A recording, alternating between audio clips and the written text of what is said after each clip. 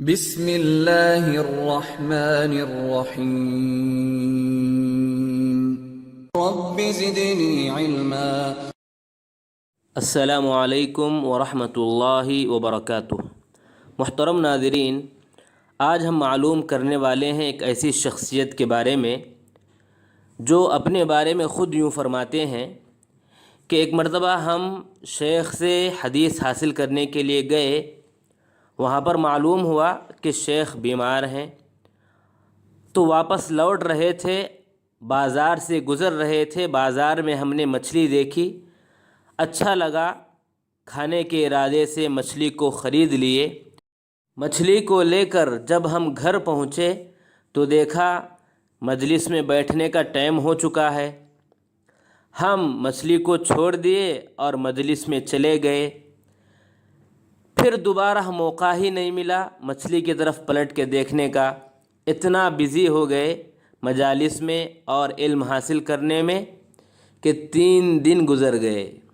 3 دن کے بعد دیکھا کہ اگر اس کو ایسے ہی چھوڑ دیا جائے تو مچھلی خراب ہو جائے گی، اس لیے ہم نے کیا کیا، اس کو بغیر پکائے کچا ہی ہم نے کھا لیا، کیونکہ ہمارے پاس وقت ہی نہیں تھا کہ ہم اس مچھلی کو کاٹیں، بنائیں، پھر کھائیں، اتنا ٹائم ہی نہیں تھا ہمارے پاس، اور نہ ہی یہی ٹائم تھا کہ ہم کسی کو دے دیں تاکہ وہ ہمارے لیے مچھلی تل کے رکھے گا اور ہم کھائیں گے۔ سبحان اللہ، یہ ایسی شخصیت ہیں جن کو علمی دنیا میں ہم اور آپ ابن ابی حاتم کے نام سے جانتے ہیں۔ آپ ہی فرمایا کرتے تھے کہ انسان جسم کی راحت کے ساتھ ساتھ علم کو حاصل نہیں کر سکتا۔ اگر علم حاصل کرنا ہے تو جسم کو حلم سے کام لینا پڑے گا، یعنی برداشت کرنا پڑے گا۔ ابن ابی حاتم رحمہ اللہ، جن کا مکمل نام یوں ہے عبد الرحمن بن محمد بن ادریس حنظلی الرازی، ابو محمد کنیت ہے، ابن ابی حاتم سے مشہور ہیں۔ اصبہان میں پیدا ہوئے لیکن بعد میں رے کی طرف منتقل ہو گئے، اسی لیے رازی کہا جاتا ہے۔ 240 ہجری میں پیدا ہوئے۔ بچپن میں اپنے والد کے زیر تربیت بڑے ہوئے۔ آپ کے والد ابو حاتم رحمہ اللہ نے آپ کے اندر علمی اور دینی روح کو مکمل طور پر ثبت کر دیا۔ بچپن ہی میں حافظ قرآن ہو گئے۔ خود ابن ابی حاتم اپنے بارے میں یوں فرماتے ہیں کہ ہمارے والد صاحب نے مجھے اس وقت تک حدیث کی طرف متوجہ ہونے نہیں دیا جب تک کہ میں نے فضل بن شازان رحمہ اللہ سے قرآن نہیں پڑھ لیا۔ 255 ہجری میں پہلی مرتبہ جب آپ 15 سال کے تھے، اپنے والد صاحب کے ساتھ آپ علم کو حاصل کرنے کے لیے نکلے، اور فرماتے ہیں کہ میں اس وقت بالغ بھی نہیں ہوا تھا۔ جب میں ذوالحلیفہ پہنچا تو وہاں پر جا کر میں جوانی کے دہلیز پر قدم رکھا۔ محمد بن عبد الرحمن المقری سے علم حاصل کیا۔ 260 ہجری میں مکہ کی طرف گئے، وہاں پر محمد بن حماد طہرانی سے علم حاصل کیا۔ 262 ہجری میں شام اور مصر کے ساحلی علاقوں کی طرف رحلت فرما کر وہاں کے علماء سے علم حاصل کیا۔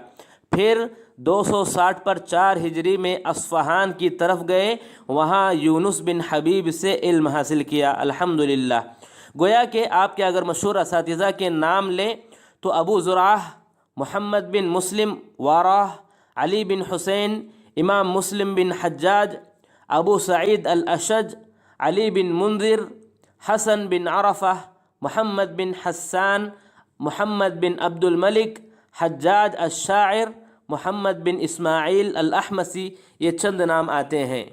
آپ کے تلامذہ کی بات کریں تو مشہور ائمہ آپ کے تلامذہ میں موجود ہیں، مثلا ابن حبان رحمہ اللہ، ابن عدی رحمہ اللہ، عبداللہ بن محمد بن حبان رحمہ اللہ، یوسف بن قاسم میانجی رحمہ اللہ، محمد بن اسحاق رحمہ اللہ، محمد بن اسحاق بن مندہ رحمہ اللہ، یہ اپنے زمانے کے بہت زبردست علماء میں سے ہیں۔ ابن ابی حاتم رحمہ اللہ اپنے بارے میں ایک مرتبہ یوں بھی ذکر کرتے ہیں کہ ہم جب مصر میں علم حاصل کر رہے تھے تو وہاں پر 7 مہینے تک ہم نے سالن یا جس کو شیروا بولتے ہیں اس کو ہم نے کھایا نہیں. 7 مہینوں تک شیروا، اللہ اکبر، علم کی راہ میں. اور پہلا واقعہ جو ہم نے بتایا، اس واقعے کو اور اس واقعے کو دونوں کو سامنے رکھ کر ہم اندازہ لگا سکتے ہیں کہ آدمی جب قربانیاں دیتا ہے تبھی جا کر علم کے سمندر میں وہ غوصہ لگانے کے قابل ہوتا ہے. سبحان اللہ. امام ابن ابی حاتم رحمہ اللہ کے بارے میں ابو یعلا خلیلی رحمہ اللہ یوں فرماتے ہیں کہ اپنے والد اور ابو زرعہ سے آپ نے علم کو حاصل کیا.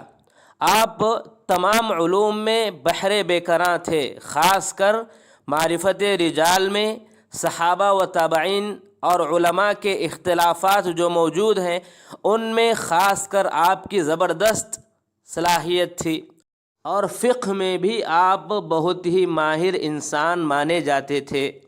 امام ذہبی رحمہ اللہ یوں فرماتے ہیں کہ ابن ابی حاتم رحمہ اللہ اس سمندر کے مانند ہیں جس میں اگر چند بالٹیاں گندگی کی ڈال دی جائیں تو اس سے اس کا کچھ فرق نہیں پڑتا. اسی طرح امام ابن ابی حاتم رحمہ اللہ بھی ہیں سمندر کی طرح. امام ابن کثیر رحمہ اللہ یوں فرماتے ہیں کہ آپ عابد، زاہد اور حافظ تھے.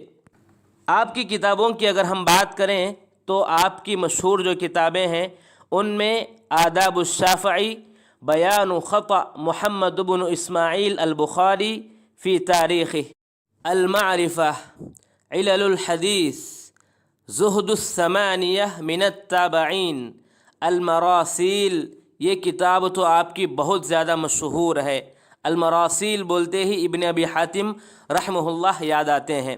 اصول السنہ و اعتقاد الدین، الرد علی الجہمیہ، فضائل امام احمد، فوائد اہل الرائے. اب آئیے آپ کے بارے میں ہم آخری بات یہ معلوم کرتے ہیں کہ آپ 327 ہجری میں انتقال فرما گئے. انا للہ و انا الیہ راجعون. اللہ تبارک و تعالیٰ آپ کی خدمات کو قبول فرمائے اور آپ کو جنت الفردوس میں اعلیٰ مقام نصیب عطا فرمائے. آمین. اگر آپ ان کی زندگی کو کتابوں میں پڑھنا چاہتے ہیں تو چند حوالے آپ کے لیے یہ ہیں. کتاب الانساب سمعانی رحمہ اللہ کی، جلد نمبر 4 صفحہ نمبر 280 پر 7. سیر اعلام النبلاء امام ذہبی رحمہ اللہ کی، جلد نمبر 13 صفحہ نمبر 250.